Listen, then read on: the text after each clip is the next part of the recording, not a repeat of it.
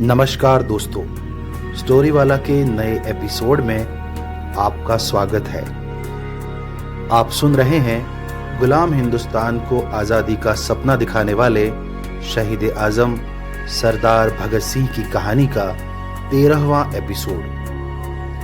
बम धमाके के झूठे आरोप में भगत सिंह को जेल से रिहाई मिल चुकी थी और बदले में भगत सिंह के पिता किशन सिंह और चाचा अजीत सिंह ने पूरे 60,000 रुपए ब्रिटिश कोर्ट में जमानत के बदले चुकाए थे।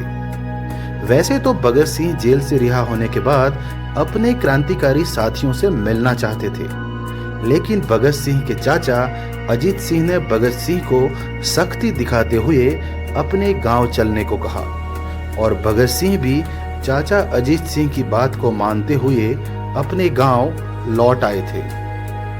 दोस्तों, कहानी आगे बढ़ाने से पहले स्टोरी वाला आपसे एक विनती करना चाहता है। आप स्टोरी वाला चैनल को सब्सक्राइब करना ना भूलें, क्योंकि स्टोरी वाला एक नया चैनल है और अभी आप सबके साथ की स्टोरी वाला को बहुत ज़रूरत है।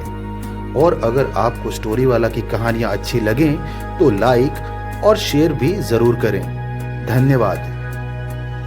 पूरे 40 दिन फिरंगियों की कैद में यातनाएं झेलने के बाद भगत सिंह घर लौट कर आए तो भगत सिंह की कमजोर हालत देखकर माँ विद्यावती का दिल भर आया। माँ विद्यावती ने बेटे भगत का माथा चूमते हुए कहा, देखो जरा, बेदर्द फिरंगियों ने मेरे भगत का क्या हाल बना दिया है। कितना कमजोर हो गया है मेरा बच्चा। माँ विद्यावती को दुखी हालत में देखकर भगत सिंह ने माहौल को हल्का करने के इरादे से मजाक में माँ विद्यावती से कहा, अरे नहीं माँ, तूने मुझे बहुत दिनों के बाद देखा है ना, इसीलिए तुझे ऐसा लग रहा है। पूरे 40 दिन तेरा बेटा फिरंगियों की मेहमान नवाजी का मजा लेकर आ रहा है। माँ विद्यावती जानती थी कि बेटा भगत बात को घुमाने की कोशिश कर रहा है, इसीलिए माँ विद्यावती ने भगत सिंह को टोकते हुए कहा, सब समझती हूं मैं, लेकिन अब कान खोलकर सुन ले। अब तुझे मैं कहीं नहीं जाने दूंगी। अब तू घर पर ही रहेगा, अपनी माँ की नजरों के सामने। माँ विद्यावती की बात सुनकर भगत सिंह ने अपनी माँ के दोनों हाथों को अपने हाथों में लेते हुए कहा, अगर इस माँ की बात मान लूंगा तो भारत माता को आजाद कौन करवाएगा।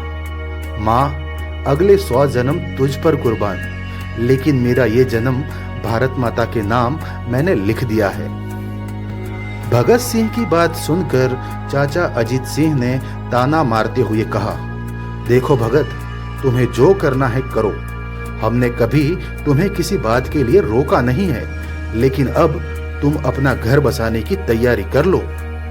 शादी की बात सुनते ही भगत सिंह चिढ़ते हुए बोले, देखिए चाचा जी, आप मुझसे जो भी करवाना चाहें करवा लीजिए, लेकिन शादी की बात अगर दोबारा की तो मैं फिर से घर छोड़कर चला जाऊंगा। जैसे ही भगत सिंह ने घर छोड़ने की बात कही, पूरा परिवार एक दूसरे का मुंह ताकने लगा। कुछ पल तक भगत सिंह के घर में खामोशी छाई रही। भगत सिंह के इस बर्ताव पर क्या किया जाए किसी की समझ में कुछ नहीं आ रहा था। आखिरकार इस खामोशी को तोड़ते हुए भगत सिंह ने कहा, अरे आप सब मेरा मुंह ऐसे क्यों ताक रहे हो? मैं सच कह रहा हूं, मैं भाग जाऊंगा घर से। घर से भागने की बात सुनकर भगत सिंह का पूरा परिवार ठहाके मारकर हंसने लगा। भगत सिंह की रिहाई को काफी दिन बीत चुके थे। एक तरफ भगत सिंह फिर से आजादी की लड़ाई लड़ने के लिए घर से निकलना चाहते थे, तो दूसरी तरफ भगत सिंह का परिवार चाहता था कि किसी तरह भगत सिंह को घर पर ही रोके रखने का उपाय खोजा जाए। भगत सिंह को घर पर लौटे काफी अरसा गुजर चुका था। वहां कानपुर में भगत सिंह के दो खास दोस्त सुखदेव और राजगुरु का भगत सिंह के बिना दिल नहीं लग रहा था, इसीलिए दोनों ने भगत सिंह को गांव में जाकर मिलने का फैसला किया। जब सुखदेव और राजगुरु भगत सिंह के गांव पहुंचे तो भगत सिंह के चाचा अजीत सिंह ने सुखदेव और राजगुरु की बहुत मेहमान नवाजी की। उन्हें गांव के खेतों में घुमाया, अच्छा खाना बनवा कर खिलाया और खूब मौज मस्ती करवाई। वैसे अजीत सिंह की उम्र सुखदेव और राजगुरु से बहुत ज्यादा थी, लेकिन सुखदेव और राजगुरु को वो ऐसे ऐश करवा रहे थे मानो उनके लंगोटिया यार हों।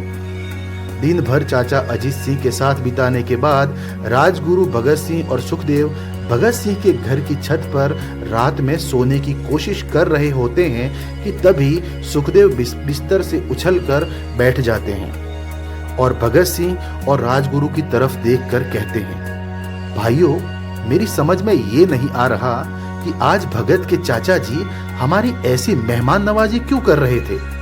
ऐसा लग रहा था जैसे कोई कसाई बकरे को काटने से पहले उसकी खातिरदारी करता है। सुखदेव की बात सुनकर भगत सिंह और राजगुरु भी बिस्तर पर बैठ गए और एक दूसरे को ऐसे ताकने लगे जैसे सुखदेव ने उनके मन की बात कह दी हो।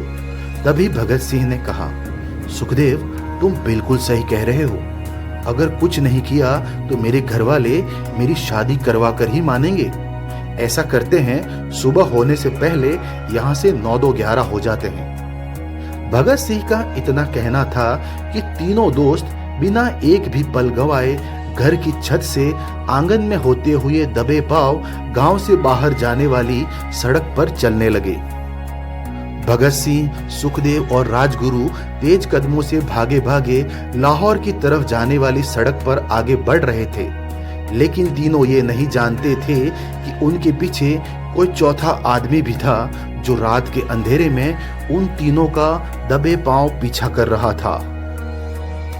दोस्तों, कौन था वो आदमी जो घर से भाग रहे भगत सिंह, राजगुरु और सुखदेव का पीछा कर रहा था?